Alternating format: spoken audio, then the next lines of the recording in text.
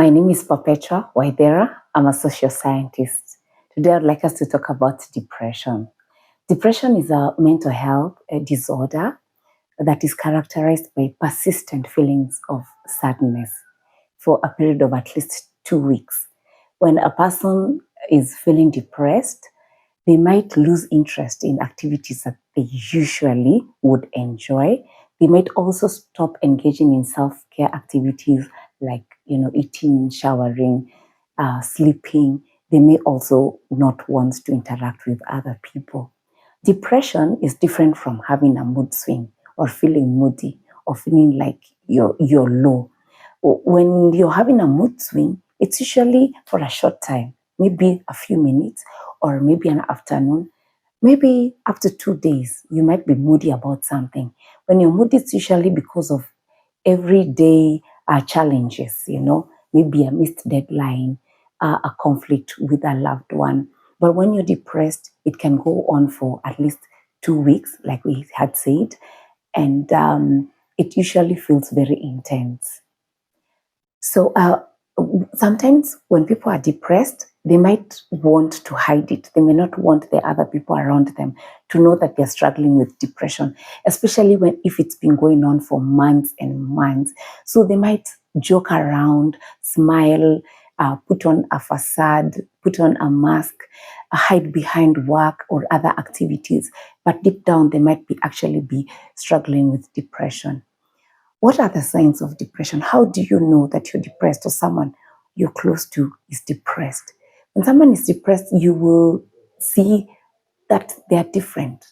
They used to enjoy certain things, but they no longer enjoy doing those things. They lose complete interest. If someone was in school, they lose interest and maybe their grades go down.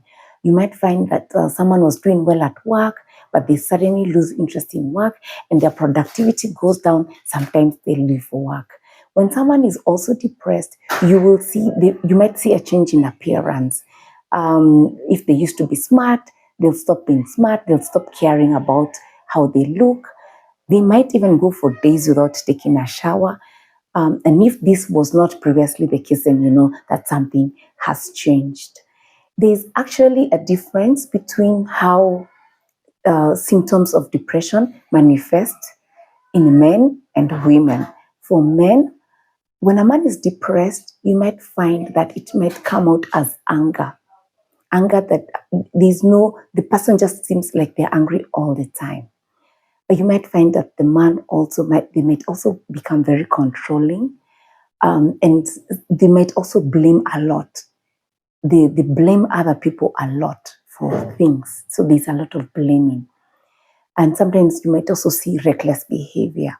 And now combine that with loss of interest with activities that they were engaged in. For women, it comes out in the form of guilt. Women blame themselves a lot. They might withdraw. You might see them also avoiding conflict also. And they might actually shrink into their former selves. And then you'll see, oh, this lady, it seems that she might be depressed. Also combined with the sadness also. They might cry a lot. Remember, the men are angry, so they might be shouting and actually being violent. The women will do more crying and just withdrawing, sometimes also sleeping a lot. Also, across the gender, when people are depressed, either they sleep too much or they sleep too little. They might have insomnia. So those are some of the signs and the symptoms of depression. Again, remember, some people, when they're depressed, they might hide it, and they might hide it so well that the people around them might not know that they are depressed. So what would make someone depressed? What are some of the causes of depression? Sometimes it's because the person has gone through an adverse life event, like, for example, they lost someone close to them through death, and especially if they were not able to process that loss, if they were not able to grieve, maybe they were too busy or they were not able to process their feelings of grief, it might lead to depression. Also, things like separation and divorce can lead to depression. Loss of work can lead to depression, and particularly for men. And also if that job was really tied to the self-image of the person. They might feel like, now I don't have this job anymore, I don't have this title anymore, so that means I'm a nobody. So that if they lose that, they might feel like they're totally useless, which might lead to a depression. Other things that could lead to depression are things like conflict, like chronic conflict. You're always fighting with a significant other person. That can also lead to depression. Some other mental health conditions might lead to depressive episodes. For example, bipolar. When someone has bipolar, they might go through seasons where they are depressed. They have the depressive episode, and therefore they might exhibit the symptoms of depression. Unfortunately, when people get depressed, when they're struggling with depression, they might find it difficult to get help. They might not know that they are depressed, and the people around them might not know that they are depressed. So they may not know that, okay, this person is depressed and they need help. So that lack of awareness is usually a challenge when it comes to access to care. Also, they might not have the resources to access care, the resources to pay for counseling, the resources to be able to get a specialist to take care of them, the resources maybe even to buy the medication. So those are some of the challenges related to lack of access to care. So it's important for us to be aware of the signs and the symptoms of depression, either in ourselves or in other people, so we can be able to we can be able to know when someone is depressed, so we can get them the help that they need. In terms of management, depression is treatable. It is totally treatable. It can be treated through talk therapy, through counseling, or even through specific anti-depression medication that is prescribed by professionals such as psychiatrists. So if you feel like you're struggling with depression, if someone close to you is struggling with depression, reach out to the nearest healthcare provider, and they should be able to point you towards the right direction so that the person can be helped. If depression is not treated, it might lead to the person actually losing their jobs, losing their family, losing the things that are important to them because they're not able to take care of those things. And sometimes depression may lead to suicide and suicidal thoughts, suicide ideation. So it's important that we treat depression when we suspect that it is there. We have different types of depression. So one type is a major depressive disorder where you experience the classic symptoms of depression because maybe you've gone through an adverse life event, like for example loss. Then we have a second type, which is persistent depressive disorder.